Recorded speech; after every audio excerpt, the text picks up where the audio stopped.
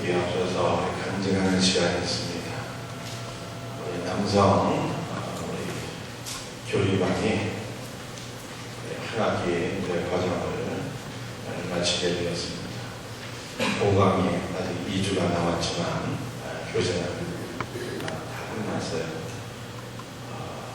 그래서 우리 남성 교리 중급반 우리 공부를 마치면서 훈련 받으신 분들 가운데 두 분의 우리 간증을 듣기를 원합니다.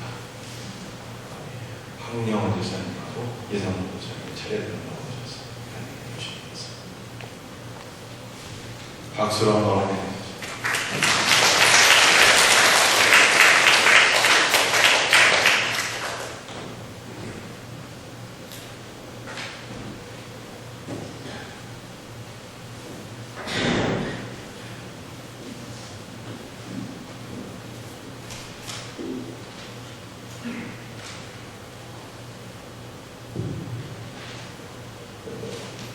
안녕하세요. 감사합니다.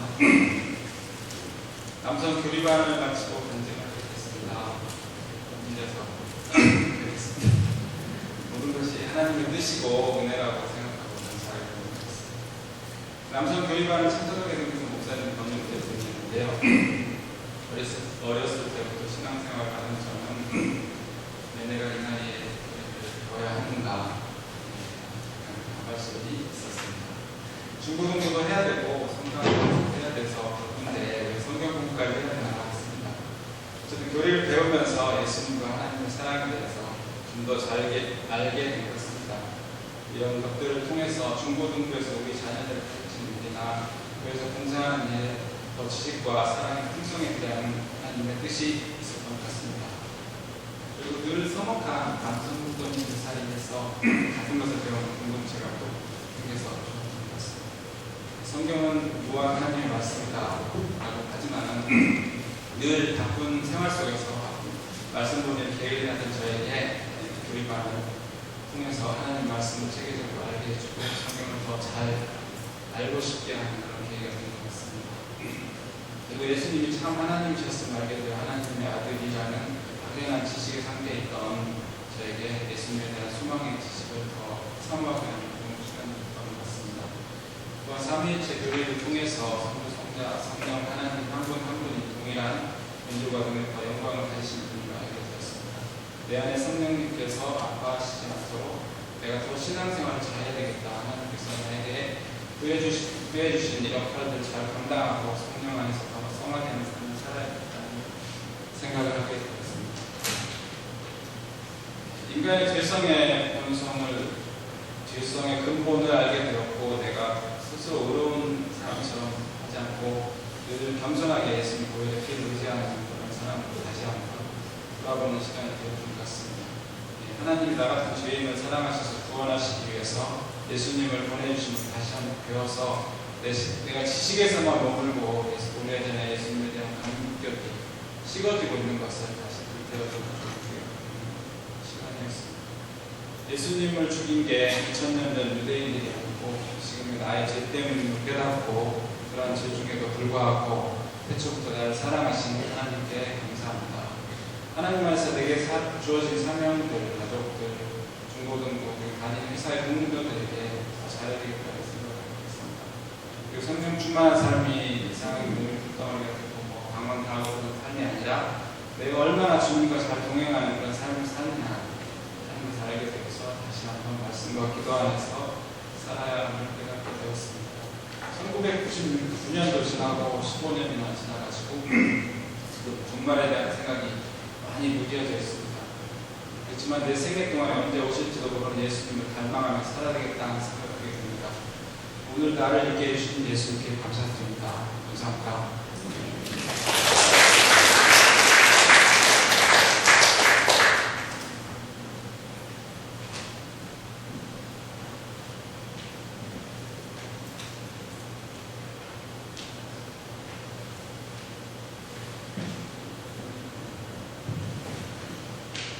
네, 안녕하세요. 이상무입니다. 네, 황미사님 앞에 저를 해주셔서 그래서 간증문을 발표하겠습니다. 먼저 여기 이 자리에 여러 성도님 앞에 부족한 저를 세워 간절하게 하신 하나님께 감사와 영광을 드립니다. 이전에 섬기던 교회에서 여기 생명샘 교회를 이끄시고 또 바로 남성교리반이라는 성경 공부를 통해서 주님을 더 바로 알고 신실하게 믿게 해주신 하나님께 감사드립니다. 주님을 영접하여 믿음이 생기고 난 후에 언제부턴가 주일날이 일주일 중 가장 바쁜 중 하루가 되었을 때 하나님을 더 깊게 알고 싶고 그래서 성경에 대해서 공부해보고 싶다는 그런 마음을 늘 품고서 기도하고 있었습니다. 그러던 중에 여기 생명샘 교회로 옮기고 또 섬기기 시작하면서 남성교리반을 같이 하자고 이제 전혀 들었을 때 저는 속으로 역시 신실하시고 제 기도에 응답하시는 하나님이시구나 하고 하나님께 깊은 감사를 드렸습니다. 구원의 확신을 가지고서 믿음 생활을 하지만 어느덧 제 모습에서도 주님과 함께 동행하며 생활 속에서 기쁨을 누리고 감사를 드리는 것보다 그저 일반적인 종교 생활에 지나지 않는 모습들을 무심코 발견하게 되면서 이 남성교리반은 제가 그동안 마음속에 품고 있었던 여러 가지 궁금한 것들과 믿음을 방해했던 오해들을 해결해 줌으로써 저의 믿음을 더 공부해 주는 귀한 시간이었습니다. 성경의 권위로부터 시작해서 하나님과 예수님 그리고 성경에 대한 올바른 이해 그리고 거듭남과 그리스도의 성화까지 남성 교리반 때 배운 내용들은 모두 하나하나 매우 중요한 주제들이었습니다. 하지만 솔직히 말씀드려서 지금 이 순간에 제 머리에 남아있는 말씀들은 그리 많지 않습니다. 그러나 이번 남성 교리반을 통해 성경에 대해 올바로 이해하고 더 깊이 사모하게 된 것은 가장 큰 은혜 중에 하나입니다. 모두들 아시겠지만 제가 믿음을 가진 것은 제 의지가 아닙니다. 주님께서 창세전에 저를 선택하시고 주님이 약속하신 성령을 제게 주셨기 때문에 성령님께서 제게 사역한 결과입니다. 성령님께서 말씀을 통해 예수님을 믿게 하셨고 은사와 능력을 주셔서 맡은 사역을 감당하게 하시고 일상생활에서 늘 주님을 닮아가도록 이끌어 주시다는 것을 이번 남성교리반을 통해서 확신하게 되었습니다. 그렇기 때문에 저의 구원이 주님의 십자가 보혈로서 얻은 감격의 은혜이고 제가 감히 감당할 수 없는 주님의 사랑의 결과인 것을 늘 고백할 수 있게 합니다. 성령님께서 예수 그리스도에 대한 믿음을 주시고 그 믿음으로 말미암아 의롭다함을 받은 하나님의 자녀가 되게 하심을 굳게 믿게 된 것입니다. 하지만 신앙생활에 있어서 한 가지 늘 주님께 간구하며 스스로에게 경계하는 것이 있습니다. 바로 외식하는 자가 되지 말자입니다. 주님과의 깊은 관계가 아닌 주변의 크리스찬들에게 보여주기 위한 바리새인 같은 거짓 신앙은 스스로에게 만들지 말자고 항상 경계하면서 간구하고 있습니다. 제 신앙 상태가 바로 주변에 알려져야 제가 혹 쓰러지거나 넘어질 때 중보해 주시는 분이 계실 것이기 때문입니다. 지금 간증하는 제 모습이 혹시라도 믿음이 좋은 그런 자의 고백으로 비춰질까 경계하는 마음도 있습니다. 솔직히 전 이 순간에도 하루에 12번도 더 넘어지고 주님을 멀리하면서 성령님의 인도하심을 무시하고 제 멋대로 제 뜻대로 살아가는 그러한 일상을 살고 있는 아직은 너무나 위협한 주님의 종이고 주님의 제자고 하나님의 자녀입니다. 그럴 때마다 절망과 좌절을 느낄 때가 많았지만 지금은 단호히 말하건대 그러한 절망에서 벗어나 아버지를 찾고 성령님의 인도하심을 간구하는 사람이 되었습니다.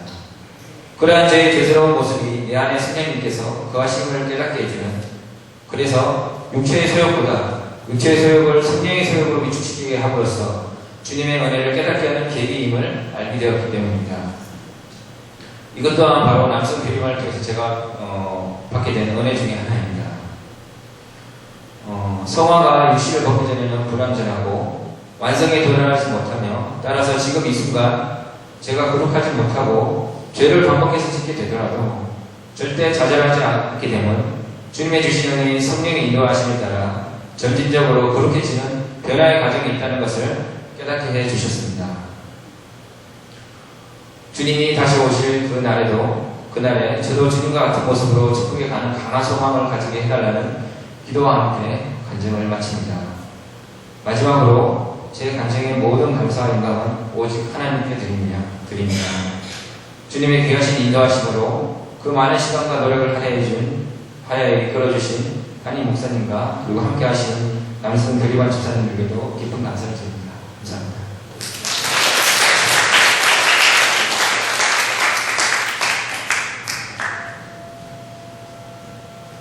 우리 남성 교리관이 작년에 기초반이 시작되었고요. 올해 이제 남성 교리 중급반이 한 학기 과정을 마치게 되었습니다. 남성 교리 중급반은 6분, 저까지 7명이 훈련을 받게 되었는데, 이분들 한 분 한 분이 다 사실은 대단하시고 사회적으로도 다 바쁘신 분들이에요. 그럼에도 불구하고 얼마나 열심히들 공부하시는지, 또 겸손한 마음으로 공부하시는지 제 자신이 함께 말씀을 공부하면서 많은 은혜를 받게 되었습니다. 주일날 보일 때도 있었고, 또 우리 평일날 보일 때도 있었는데, 평일날 보여도 한 번도 빠지지 않고 다들 열심히 나오시더라고요. 서로가 서로를 바라보면서 놀라는 거예요. 이렇게 열심히 한 적이 없었는데 하면서 우리 말씀을 나누면서 은혜를 받았고, 또 말씀하면서 서로에게 하나가 되는 그러한 은혜를 경험하는 시간이었다 하는 생각이 듭니다. 오늘 이제 이 간증의 시간을 가진 것은 우리 중급반 한 학기가 마무리되기도 하지만, 우리 이제 남성 교리 기초반이 2기가 시작이 됩니다. 그래서 우리 많은 우리 남성분들 관심을 가지시기를 바랍니다. 계속 이제 제가 또 오늘 설교 때나 광고 시간에 얘기하겠지만, 남성 교리 기초반은 딱 5주 보여요. 배우는 내용은 칼빈주의 5대 교리를 배웁니다. 기초반이라고 하지만 만만한 과정이 아니에요. 주입식도 아니고요. 우리가 책 읽고 토론하는 그런 과정이고, 칼빈주의 5대 교리를 배우게 되는데, 이 칼빈주의 5대 교리는 우리 장로교, 개신교 교리의 핵심을 이루고 있는 그런 교리들입니다. 우리 남자, 우리 성도님들 많은 관심을 갖고 한번 도전하시면 유익한 시간이 되리라 생각합니다. 할렐루야. 우리 예수님은 우리의 죄를 사하시기 위하여 십자가에서 죽으시고 3일 만에 부활하셨습니다. 그리고 40일 동안 이 땅에 머물면서 당신의 부활을 증언하셨고, 그리고 40일 만에 승천하셨습니다. 예수님은 승천하시기 전에 제자들에게 대사명을 주셨습니다. 오직 성령이 너희에게 임하시면 너희가 권능을 받고 예루살렘과 온 유대와 사마리아까지 이르러 내 증인이 되리라 말씀하셨어요. 제자들은 오순절에 성령의 권능을 받고 예수님의 명령을 따라서 주님의 증인으로 살았습니다. 예루살렘의 십자가의 복음을 증거했습니다. 그 결과 수많은 사람들이 예수님을 믿고 교회 공동체가 세워지게 되었습니다. 지상에 온전한 교회는 없어요. 비록 예수님을 믿어서 하나님의 자녀가 되었을지라도 연약한 인간이 모여서 구성된 교회는요, 문제가 있기 마련입니다.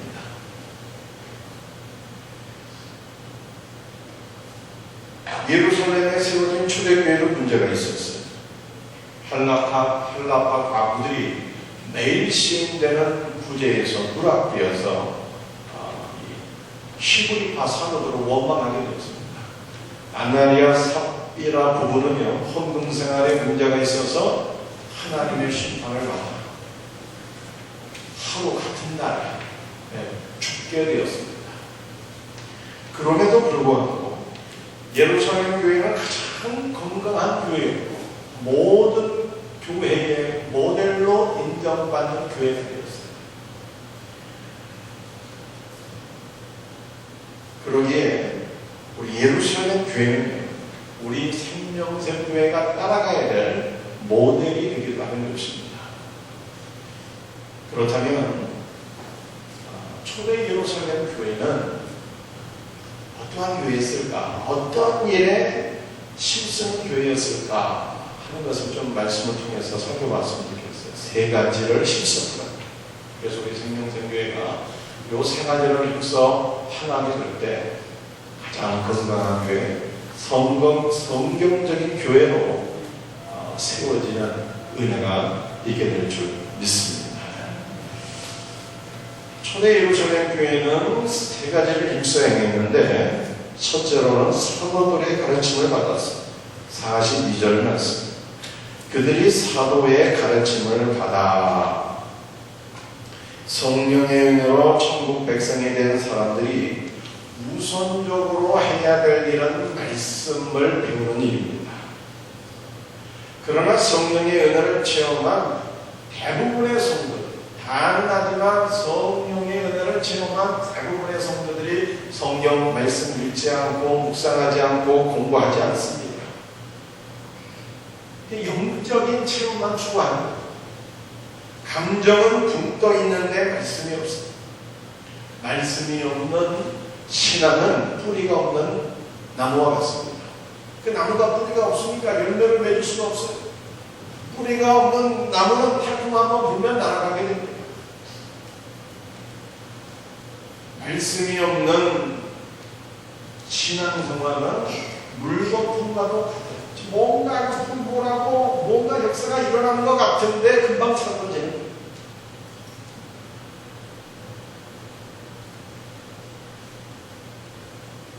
성령의 은혜를 체험해서 막 감정적으로 지금 막 팔팔 끓고 뜨거운 말씀이죠.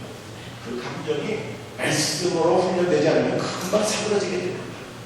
말씀이 없는 신자는요, 막 한번 역사하게 되면 받은 바 그냥 한순간에 다 쏟게 되는 거예요. 그러니 우리 성령의 은혜를 받은 성도는 신비한 체험에 치우쳐서도 안 되고요. 세상 것에 치우쳐서도 안 되고요. 오직 오직하게 하나님의 말씀을 붙잡고 하나님의 말씀으로 훈련되어지게 될 때, 성령의 은혜를 받은 성도들이 말씀 안에 훈련되어지게 될 때 가장 건강한 신자가 될 것을 믿으시기를 바랍니다. 누구에게 말씀을 배우느냐가 중요해요. 초대교회 신자들을 보니까 그들이 사도의 가르침을 받았다, 이렇게 말씀하고 있습니다.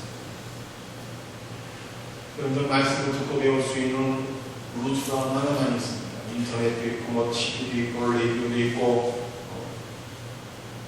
선교단체도 있고 교회 앞에 성경 보고 뭐 너무너무 많아요. 그러다가 잘못하게 되면 미단에 꼬이게 되는 거죠.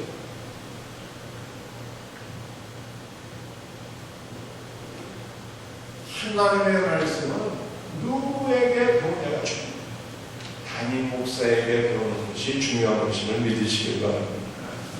우리 여성 제자반에 한 분이 그래요. 교회 와서 여러 가지 성경 공부반에 참여해서 말씀을 공부했지만 담임 목사님하고 성경 공부하는 것은 처음이었는데 말씀이 쉽게 그리고 깊이 깨달아집니다. 고백하는 것을 듣게 되었습니다. 성경은요, 누구에게 배우는 것이 중요하고 무엇을 배우느냐가 중요해요. 초대교회 신자들이 뭘 배웠어요? 이 당시에는 신약 성경이 완성이 안 될 때예요. 그러니까 말씀을 배웠다는 것은 구약 성경을 배웠다는 뜻이에요. 그리고 사도들은요, 예수님의 말씀을 다 듣고 예수님의 행적을 친히 눈으로 지켜본 자들이 예수님과 함께 삶을 나눈 자들이어서 예수님의 십자가의 죽으심과 부활과 승천을 다 목격한 자들이었습니다. 그래서 사도들이 말씀을 가르쳤다라고 하는 것은요, 구약 성경을 가르쳤다는 것이고 예수님의 말씀과 예수님의 행적을 가르쳤다는 거예요. 오늘날 말 같으면 구약 성경을 가르치고 신약 성경을 가르쳤다는 것입니다. 성경을 공부해야 합니다. 말씀을 공부할 때 구원의 확신과 신앙의 성장을 경험하게 되고, 신앙이 성장하니 교회의 기둥 같은 일꾼이 될 수가 있고요. 신앙의 황리들이 종말의 이단들이 아무리 역사해도 끄떡도 없어야 자신의 믿음을 지킬 수 있게 되고요. 하나님의 말씀으로 무장한 사람들은, 은혜를 맛본 사람들은 하나님의 말씀으로 또 다른 사람을 믿음의 사람으로 세울 수가 있게 됩니다. 사랑하는 성도들, 여러분들은 하나님의 말씀을 사모하고 있습니다. 말씀과 어떤 관계를 맺고 있습니다. 말씀을 읽고 있습니다. 묵상하고 있습니다. 공부하고 있습니다. 하나님 말씀 안에 구할 수 있는 내가 있길 바랍니다. 당시 10분 160분에서 고백하기를 내가 세상의 모든 것들을 사랑합니다. 주님의 말씀을 사랑하고 친구합니다. 주님의 말씀을 잊지 않겠습니다. 그걸 고백했어요.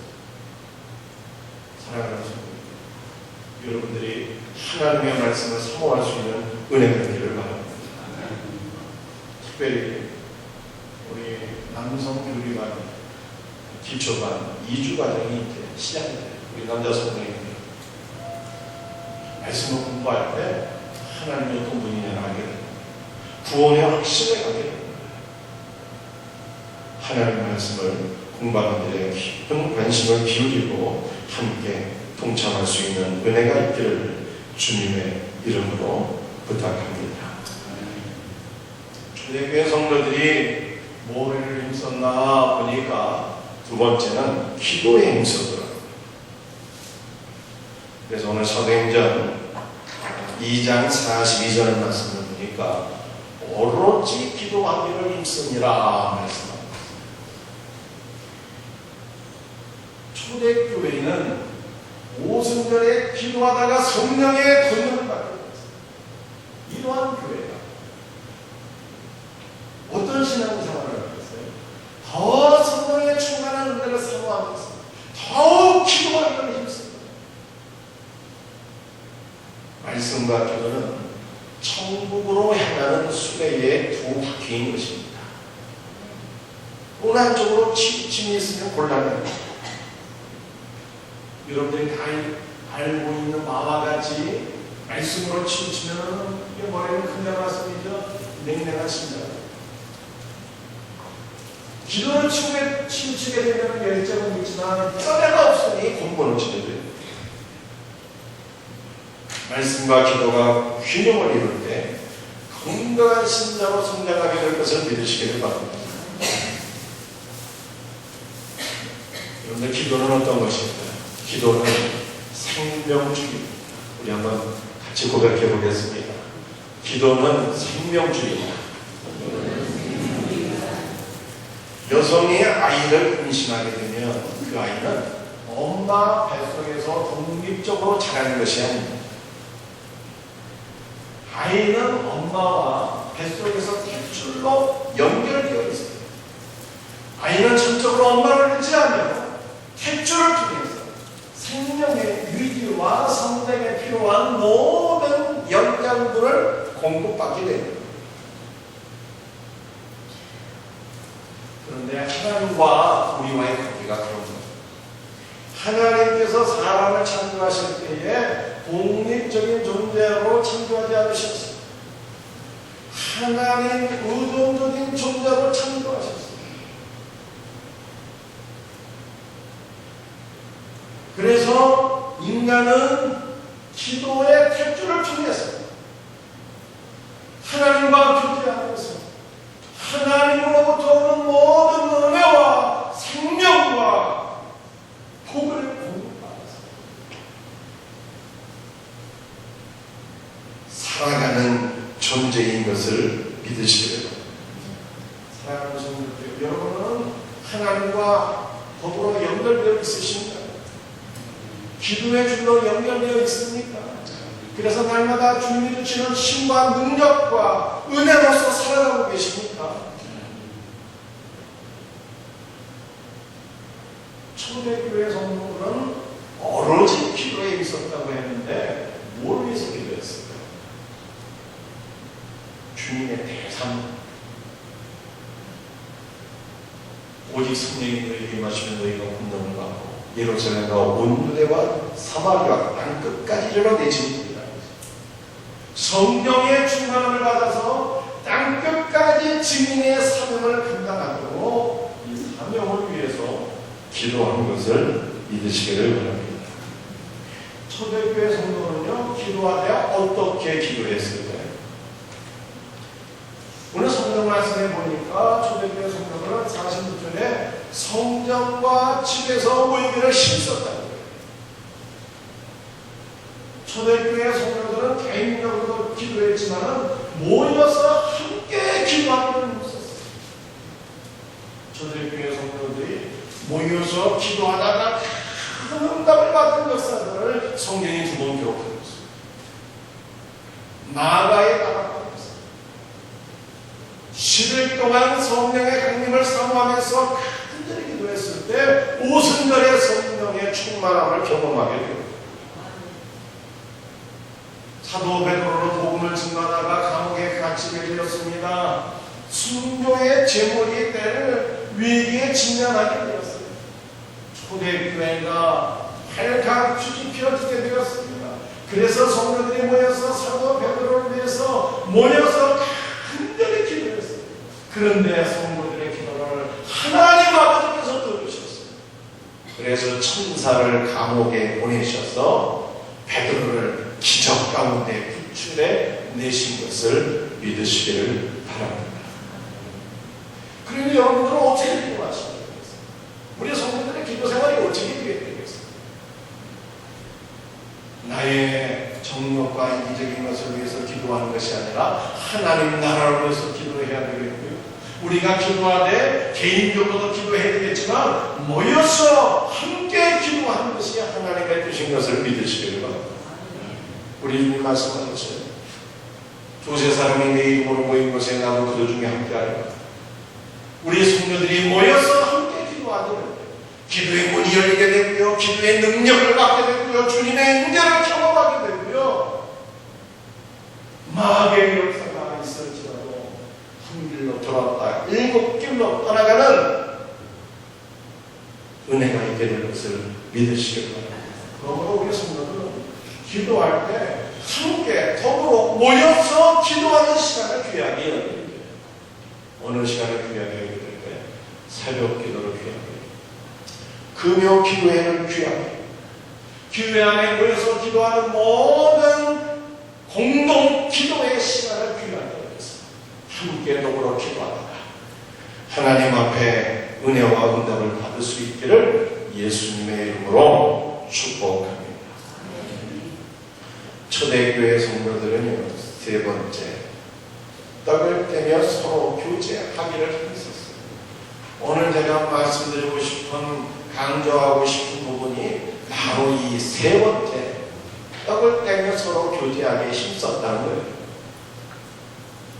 말씀을 잘 들으시면 감사하겠습니다. 여러분들 서로 교제하는 것이 얼마나 중요한 일이에요. 오늘 성경 말씀을 보니까 사도들에게 말씀을 배웠다는 것이 한 번 나와 있고요, 오로지 기도하기를 힘썼다는 것도 한 번 나와 있는데 40절과 46절에 보니까 서로 교제하며 떡을 떼었다라고 하는 표현이 2번 나와 있죠.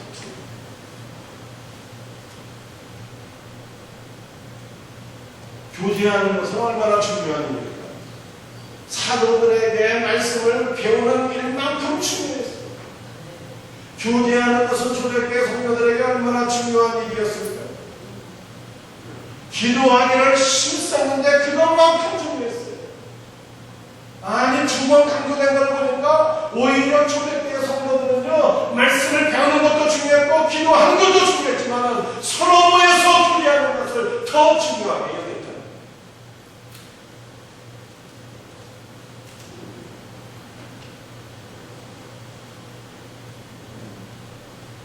제가 이 교제의 중요성을 우리 셀리더 모임 때 이렇게 한번 말씀드린 일이 있습니다.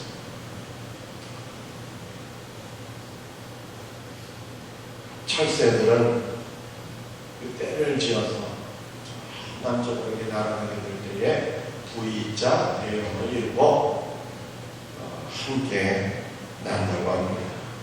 철새들이 왜 혼자 날아가지 않아요? 남쪽 나라로 할 때에 함께 때를 져서 같이 더불어서 이동합니다. 그 이유는 한 발씩 따로 이동하는 것보다 대역을 이루고 함께 날아가게 될 때 70% 이상 더 빨리 날게 된다고 합니다. 선두의 새가 움직일 때 발생하는 공중의 움직임이 뒤따르는 새들의 비행을 더 쉽게 해준다고요. 선두에서 날던 새가 지치면 그 새는 뒤로 이동하게 되고요. 뒤에 있던 새들이 또 앞으로 이동해서 또 난다는 거예요. 그러니까 앞서거니 뒤서거니 하면서 함께 날아가는 거예요. 그리고 새들이 날아갈 때만 뒤에 있는 새들이 왔을 때 소리를 들으면서 앞에 있는 새들에게만 신나라고 막 기억난다는 거죠. 이렇게 새들이 나게 될 때 서로 막 힘을 모아서 막 격려하면서 나게 되니까 새들이 훈련하는 것보다요 한 70%나 더 빠르게 날 수 있다는 거예요. 이렇게 서로가 협력하면 혼자 일하는 것보다 훨씬 많은 효과를 볼 수 있다. 이것을 가르쳐서 시너지 효과라고 해요. 시너지 효과. 그런데 우리 성도들이 속으로 반해서 말씀으로 교제를 하게 될 때 이런 시너지 효과가 나타납니다. 주일날 말씀 들은 것을 같이 나누게 될 때 은혜 받은 것을 얘기합니다. 그런데 옆에 있는 성도가 나하고 똑같은 은혜를 받은 거. 그러면 어떤 생각이 들까요? 나도 저 성도하고 동일한 은혜를 받았는데 내가 목사님의 말씀을 내가 제대로 듣고 제대로 깨달았구나. 필요한 안도감을 우리가 누릴 수 있게 되는 것입니다. 어떤 성도는 또 말씀 가운데 은혜 받은 것을 나누게 되는 데 같습니다. 내가 받은 거하고는 전혀 다른 차원의 은혜를 받았어요.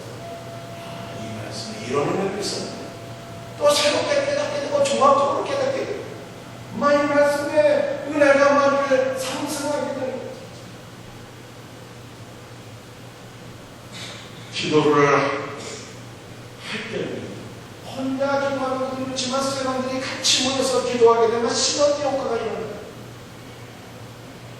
여러분 우리가 신앙생활 새들이 날아갈 때 앞서거니 뒤서거니 한다는 앞에 있는 분이 말씀이 날아갈 때 힘 빠지게 되면 뒤로 물러서게 되고 뒤에 있는 또 새들이 앞서 나르게 되고 새들도 날아갈 때 힘들고 지치면 뒤로 간다고 그러는데 우리가 교회를 봉사하면서 신앙생활하면서 힘들고 지칠 때가 왜 없겠어요? 그럴 때 나 홀로 있으면 우리 힘들고 더 위험하거든요. 셀에서 같이 모여서 서로 위로하면서 기도해 주게 되면 성도의 기도를 마음이 위로를 받게 되는 거예요. 사랑을 경험하게 되는 거예요. 치유와 회복을 경험하게 되는 거예요. 기도에 시너지 효과가 일어나게 되는 것 아니겠습니까?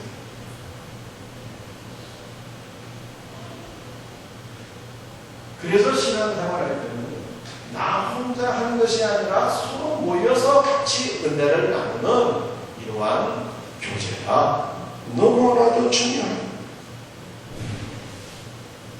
그런데 초대교회 성도들은 교제를 하되 어떻게 교제를 하냐 이게 보니까 말이죠.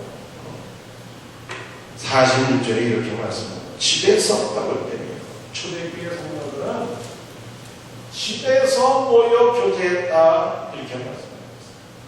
초대교회 성도들이 집에서 모여서 교제했다는 것은 아주 중요한 것들을 우리들에게 보여주고 있습니다. 여러분 집에서 모일 수 있는 인원은 제한되어 있지 않겠습니까? 몇몇의 인원이 모이고요. 즉 초대교회 성도들은요 몇몇의 인원 소그룹을 형성해서 소그룹 안에서 교제하게 되었다는 것입니다. 소그룹의 기원은요 하나님께 우리 하나님은 어떤 분? 삼위일체 하나님 위자가 있는 위자라는 것입니다. 그래서 성부의 인격이 있고 성자의 인격이 있고 성령의 인격이 있는데 이 삼위께서는 일체를 이루신다는 데 하나님만 이루신다는 거예요. 삼위 하나님께서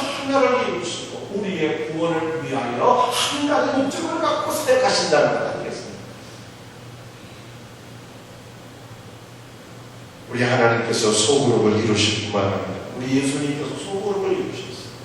12명의 제자들을 선발해가지고 3년간 같이 먹고 마시며 같이 생활을 하셨습니다. 그리고 우리 예수님께서 3년 동안 제자들을 말씀 가지고 훈련시키셨어요. 소그룹을 통해서. 이 대구가 소그룹은 상호 보완적인 관계가 있어요. 초대교회 성도들이요, 성전에서 모였고 있는 대그룹이잖아요. 집에서도 모였고 소그룹이잖아요. 초대교회 성도들은 이 대그룹 예배와 소그룹 그 교제를 나서니까 같은 비중을 놓고 같이 귀하게 됩니다. 대그룹과 소그룹은 상호 보완적인 관계 속에 있습니다.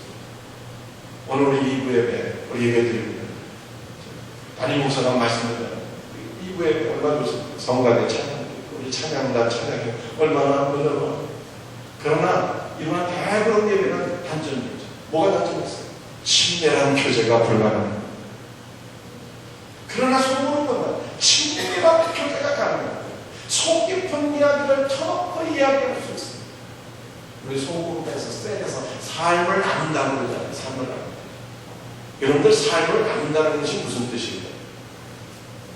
삶을 나눈다고 하는 것은요, 그냥 한 주간 있었던 일상적인 얘기를 그냥 나눈다는 그런 뜻이 아닌 것입니다. 삶을 나눈다는 것이 무슨 뜻입니까? 여러분들, 우리의 삶 가운데 일상적인 정보.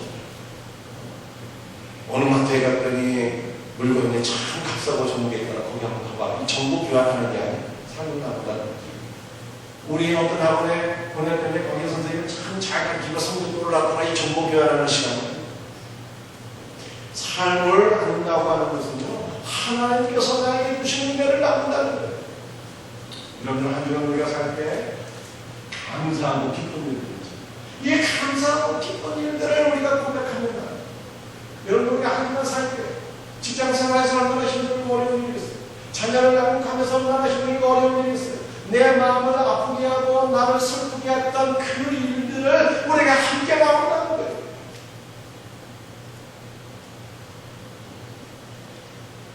하루 이럴 때 감사를 나누고 은혜를 나누고 나의 아픈 것을 나눌 때 어떻게 돼요?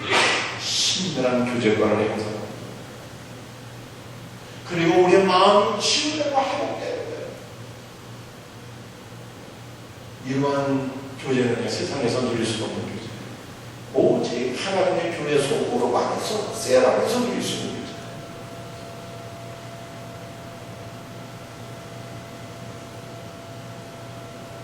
우리는 속으로 안에서 삶을 나누고 말씀을 나누게 됩니다. 서로를 깊이 알고 우리가 기도로 섬길 수 있죠. 이러한 과정을 통해서 우리는 믿음의 사람으로 세워져 가는 거죠. 여러분, 한 사람이 믿음의 사람으로 세워지기 위해서는요, 반드시 소그룹이라는 환경이 필요하다는 겁니다. 예수님께서 그 무식하고 아무것도 알지 못하는 어머니를 불러다가 정말 세계를 변화시키는 믿음의 사람으로 바꿔 놓으셨는데, 예수님이 활용하신 도구가 무엇이었어요? 소그룹. 초대교회 성도들이 말씀이죠. 소그룹에서 교제하며 은혜를 나누게 될 때에 그들을 통해서 예루살렘이 변화합니다. 흩어진 모든 천지 이방 지역까지 변화시키는 역사가 일어나게 된 것입니다. 여러분, 우리의 믿음이 성장하기 위해서는 오늘날 우리들에게 소그룹이 반드시 필요합니다. 그런데 이 소그룹과 관련해서 세 가지 유형의 교회가 있다고 해요. 어떤 교회가 있는가 하면 소그룹 중심적인 교회가 있고, 소그룹이 있는 교회가 있고, 소그룹인 교회가 있다.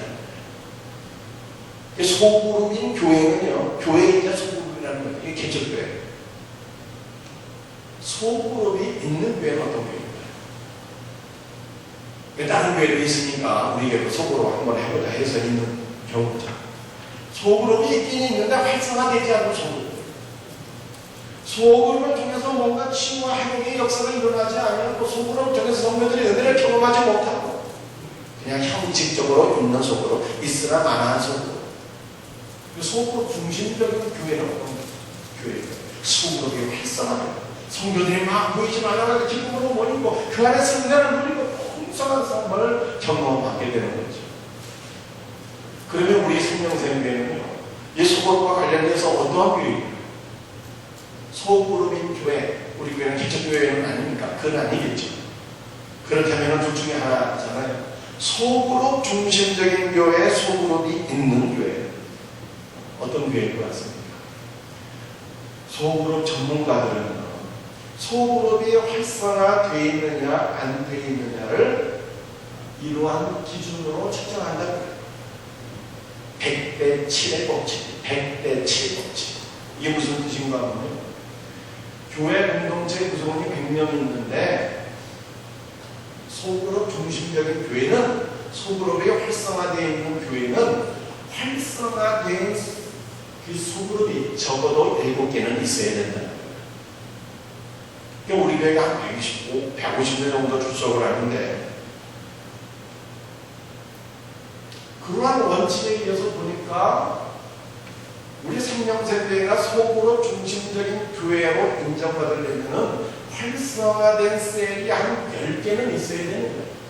활성화된 셀이 한 10개가 있게 될 때 새가족들이 들어와서 쉽게 정착하고 은혜를 받게 된다.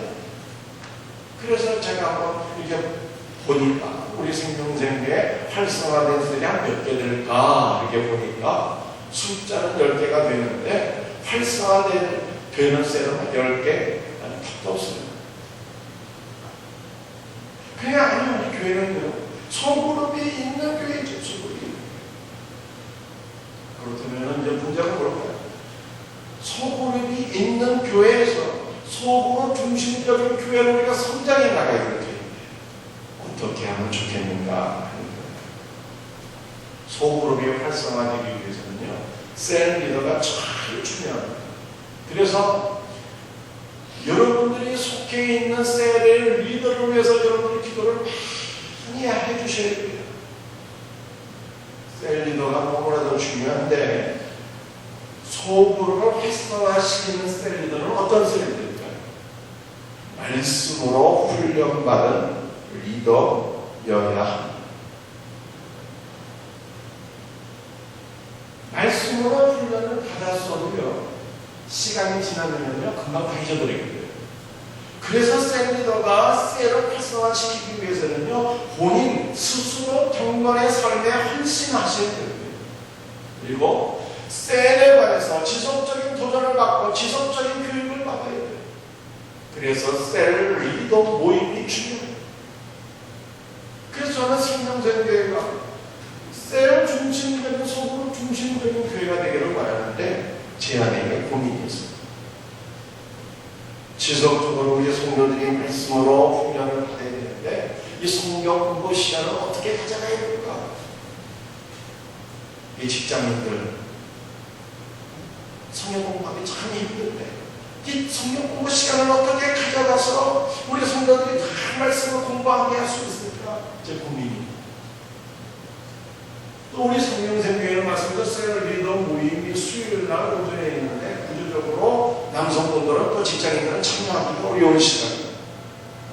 그래서 이 셀 리더 모임 시간을 어떻게 가져가서 우리 셀 리더들이 다 동참하고 갈까? 제 기도 제목이고 고민사입니다. 그런데 아무튼 간에 초대교회는요, 집에서 소그룹으로 모여서 신앙생활을 했고 그 소그룹 환경 속에서 믿음의 소망으로 세워졌다라고 하는 것입니다.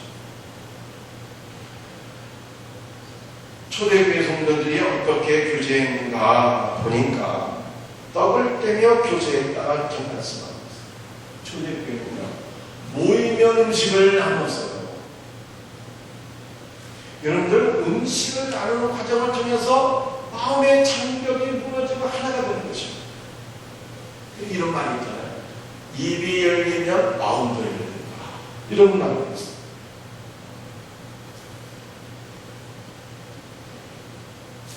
우리 사랑하는 셀리들, 또 우리 사랑하는 생명생명, 어떤 셀원들, 여러분들 셀 모임을 어떻게 가져가고 계십니까? 모임은요, 음식을 나눠야 됩니다. 음식을 나누는 것은요, 준비를 해야 되니까 힘을 얻을 수 있어요. 식당에서 음식 먹을 수 있으니까 그것도 좋은 일이에요. 그러나 할 수만 있으면 집에서 음식을 준비해서 나누는 것이 더 좋은 일입니다. 왜 그럴까요? 그것은 힘들고 어렵지만은요, 사랑하는 거예요. 그것은 힘들고 어렵지만 섬기는 거예요. 예수님은 제자들에게 가져서 씻어 주시면서 섬기셨어요. 음식을 나누는 것은 바로 이러한 사랑이요, 섬김이라고 하는 거죠. 여러분들, 이 셀교회 활성화된 경우들을 보니까 맨 처음에 집에서 모인다 하게 되는 것 같습니다. 다 힘들게 생각하거든요. 그래서 어떠한 셀교회는 맞습니다. 이 셀 모임이 뿌리를 내리기까지 한 1년 정도는 맨 처음에 시작할 때 성도들이 정말 그 맛을 알고 시작할 때, 알기 전까지 셀 모임이 시작할 때 어떤 경우에는 한 1년 동안 셀 리더 집에서만 모여요. 셀 리더 집에서. 셀 리더들이 헌신하는 거죠. 그럼으로써 성도들이 그 맛을 알고 기쁨을 느끼게 되고, 그런 다음에는 그냥 집들어 오픈하고 서로 음식을 준비하고 그렇게 기쁨을 느끼죠. 하지 말라고.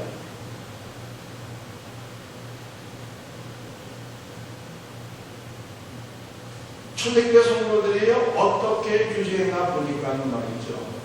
날마다 모여요, 날마다. 날마다 성경과 집에서 날마다 모여요. 누가 모여서 모인 게 아니라 그냥 모이고 싶어서, 서로 보고 싶어서 날마다 모였다는 거예요.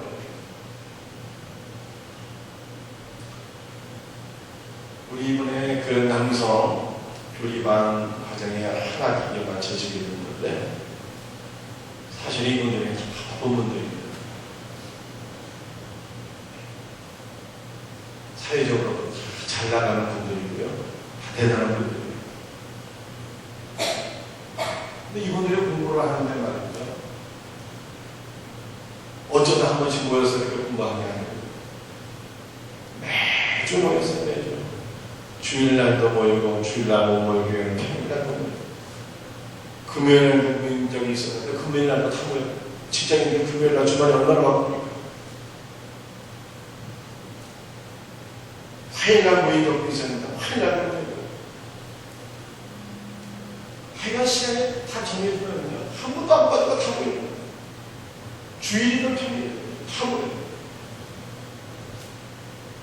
그래서 제가 생각하기에는 뭘 깨닫게 됐어요. 이게 마음이 없어서 안 되지, 마음만 있으면 얼마든지 모일 수 있는 거구나. 직장인들도 다 성경 공부할 수 있고, 직장인들도 다 시간을 낼 수 있는 거구나. 여러분들 셀이 활성화되느냐 활성화되지 못하느냐 두 번째 측정 기준이 있어요. 첫 번째 측정 기준 뭐라고 했어요? 100대 7이라고 했잖아요.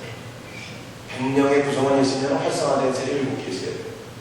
두 번째 측정 기준은요, 성전과 집에서 모였다면 대그룹과 소그룹이 같은 비율로 이렇게 활성화되어야 돼요. 이게 무슨 뜻인가 하면, 우리가 매주 교회에서 모여서 얘기해 드리잖아요. 소그룹이 활성화됐다고 하는 것은요, 매주 소그룹으로 모여야지 이게 활성화되는 거예요. 그래서 셀 교회는 어쩌다 한번 셀 모여 가는 게 아니에요. 매주 셀 교회들이. 여성분들, 전업주들만 매주 모이는 게 아니에요. 셀교회는. 직장인들이요, 그냥 모이지 말라고 그냥 매주 모여야 돼요. 은혜를 사모합니다. 이 다른 교회들은 다 그렇게 하고 있고요. 그 다음에 우리 남성 교육할 때 보니까 매주 모이는 것이 어렵지 않아요. 그냥 마음만 있으면 그냥 다 되는 거더라고요.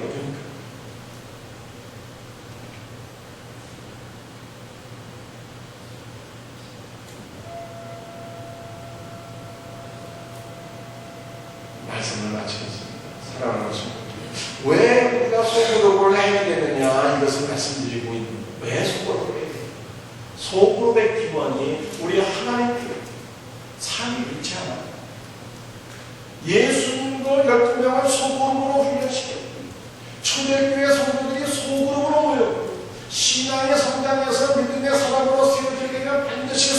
환경하고 환경이 있어야 되는 거고요.